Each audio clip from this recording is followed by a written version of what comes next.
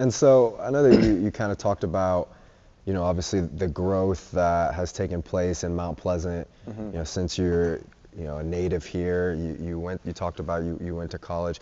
Talk us a little bit through your college experience, right? Okay. Kind of bounced around a little bit. You were hooping, obviously. Tell us a little bit about kind of where you started off and what was your thought process. Was it, I'm trying to make it to the NBA? Was it, I know that, I just love playing basketball and I'm going to end up being a coach? Or just talk us through your college experience. Well, I'd say when I was in middle school, I thought I was the next LeBron James. As time went on, things started to really set in. My high school career was I wouldn't change it. I wouldn't change it. My sophomore year, we were #1 in the state. I was the only sophomore on the varsity team. I never played. I think I played like a total of 30 minutes the whole year. There's 32 minutes in a game. So I played less than one game, the whole year when you add up the time. Junior year, it was, kind of a hit or miss thing. I'd play a lot one game, not play too much the next game. A little confusing, but, I still love basketball. It is what it was. Going in my senior year, I was like, man, let's take this thing seriously, trying to figure things out. I had been being recruited by some schools. Nothing too crazy, nothing really stuck. My senior year, Division III school, Marymount University, really came on strong, and they really wanted me, had offered me a spot on their team. Division III can't offer scholarships, but they wanted me to come.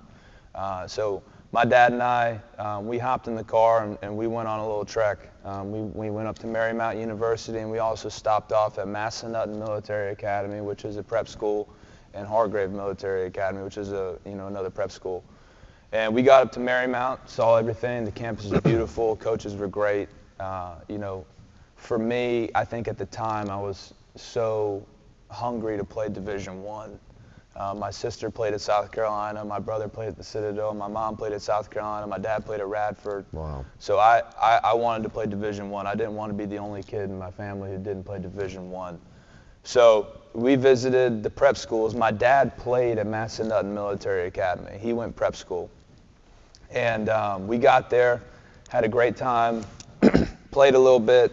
I really enjoyed it. We stopped back down at Hargrave Military on the way in, and had the same sort of deal, try out, tour the school, all that. And man, I loved it. The head coach, the assistant coaches, everybody I met was phenomenal. And I just really fell in love with the idea of, hey, I had a great senior year, okay junior year, didn't play much sophomore year. I'm a little behind the curve. So I elected to go to prep school. I went to Hargrave Military Academy for a year. It was about 7-8 months of my life it was kind of like that gap year between senior year and freshman year of college. So I got to, grow a year older. I put on 25 pounds like we were talking about before we recorded this. Yeah, I went from 183 to 208 in a year. Big dog. My experience there, ended up getting offered by USC Aiken. Very fortunate and committed there. They were coming off of a Final Four run. Had made it to the Final Four the year prior. I was excited. Signed my letter of intent and went to Aiken. During that process, the coach that I signed to play for, he took a job at St. Leo University. We had a new coach come in, Coach Vanderslice, and played out my freshman year. Decided at the end of the year that it's probably best that, it's kind of a mutual decision that, it was probably best that I left.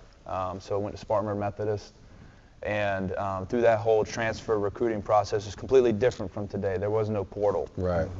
So I had to get my release and present it to schools that wanted to recruit me and things of that nature. And elected to go junior college. I really, was still on that decision of, hey, I want to do, the biggest and best things with my career. So I went junior college hoping to get a really, really good Division II offer, or hopefully sneak in Division I if I played well enough. Right. Unfortunately, injuries derailed that path, and I'm blessed to this day. I got the opportunity at the age of 21 to coach my first team. It was one of those situations where I don't know if I'd be here right now if my career didn't end the way it did. Right. So you put those things in perspective of, perspective of, everything happens for a reason. I wanted to be a pro. I wanted to go play in Greece. I'm Greek. My family's Greek. I wanted to go play in Athens, Greece. I had decided that NBA was far shot. I wanted to be a pro. Wanted to make money living in Greece, seeing my extended family. But coaching has just been the greatest thing that ever happened to me. Talk a little bit about that first coaching experience at 21, right? Like, that's an incredible opportunity, right? And it kind of seems like this has been a little bit like the calling card for your career so far, right? Like maximizing opportunity, right? So talk to us a little bit about that first coaching role at 21. Like, what was your role? What were you doing, and what experience did that give you to then go into Gray after that, right? After that, yeah, I was so injuries derailed my playing career at Spartanburg Methodist, and I stuck around as a student assistant for a few weeks. I'd go to practice, and man, I would sit in practice every day and I think I seriously became slightly, depressed. I was just like, I'm never going to play again. And I finally went to my coach one day, who, we're still great friends. I was like, man, I got to get away for a little bit. And I wanted nothing to do with basketball. Upward Stars is a local, AAU program up there in the Spartanburg area. And my sister was coaching volleyball for their volleyball club. And they were looking for basketball coaches for their basketball side of things. And my sister told the director, Ben Baldridge, my brother is just sitting at the apartment, not doing anything. Please call him, like he needs something to do. So Ben calls me, and we're just talking, and he goes, I need an 8th grade coach for our AAU program. And I was like, how much does it pay? Right. I'm 21 years old in college. That's pretty much all I cared about at that point. I didn't really care about basketball too much, but it was from end of February to end of May, and I was like, 3 months. How much does it pay? He's like, $750. And I was like, cool. Let's ride. Let's do it.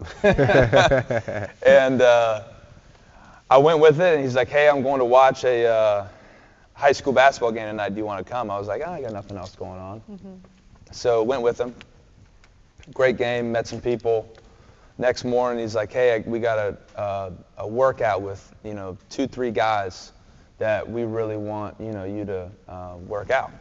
One of them was a kid named Zach Baldinelli. Another one was a guy named Talon Cooper, who's playing for South Carolina now. Sheesh. And then I think the third one was Miles Tate. I can't remember exactly, but he played at Butler. He's somewhere else now, but he's a phenomenal player. Shout out. And all 3 of those guys are big time. I think Zach's now a head coach in the upstate. But they all decided to come play after the workout we put through. We put them through, and it was very cool. It was a situation where, Ben was kind of testing out what I had to offer. I think Miles ended up going to play for another team eventually.